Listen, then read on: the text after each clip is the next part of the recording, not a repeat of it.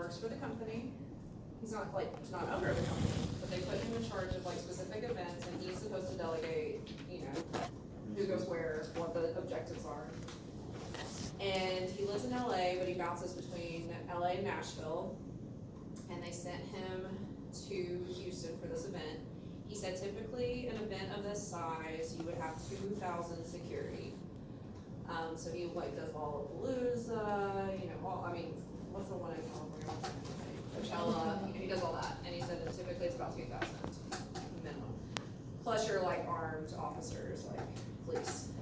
So he said at astroworld there were 200 security budgeted by Live Nation, and that people were jumping the gates, right? Like, I mean, it's supposed to be 60,000, but it like obviously overflowed because people were, y'all saw videos and all that. And so he was having to get involved personally himself, like with like managing the crowd. They were already overwhelmed, but he said, if I'm having to get involved and not working behind the scenes delegating, then it's already failed, right? If I'm having to like confront people or deal with issues. And so, oh, and the other thing is too, they only had like, I think he said 10 or 20 hydration stations for that many people. And he said that a lot of these businesses are cutting corners because they're trying to recoup loss from COVID.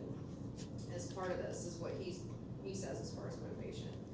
So all this was going on, and so he personally went to Travis Scott and said, there have been 2 cardiac events already. You need to cancel the show. You should not go on. It's going to be unsafe. And Travis Scott went on anyways. He had the robot dance. And so now I'm seeing all these articles where Travis Scott was like, I had no idea, and I know that's a lie because I heard, well, not I, but my husband heard from the man that like he went to him and said, please don't go on, this is gonna go poorly. You have Right, all- I told it. You have all the They're also power to changing cancel stuff them. on the show. Yeah. They went But, on the stage. He's done Yeah. another show before too. So then he said, so all that stuff happened at Astroworld. He said he was obviously devastated, and he literally like told my husband about how he saw like 15-year-olds like on stretchers deceased, and it was devastating for him. So he left Astroworld. He got on a red-eye plane. He booked a hair appointment. He got off the plane and sat down in the barber chair and like used it as a moment just to like kind of, this is what happened. Isn't that gnarly? That's insane. Yeah. He went to David Buster's after the concert. Travis Travis Scott. Scott? Yeah. Oh my god. He's insane. I heard that he uses Astroworld to like donate to underserved communities.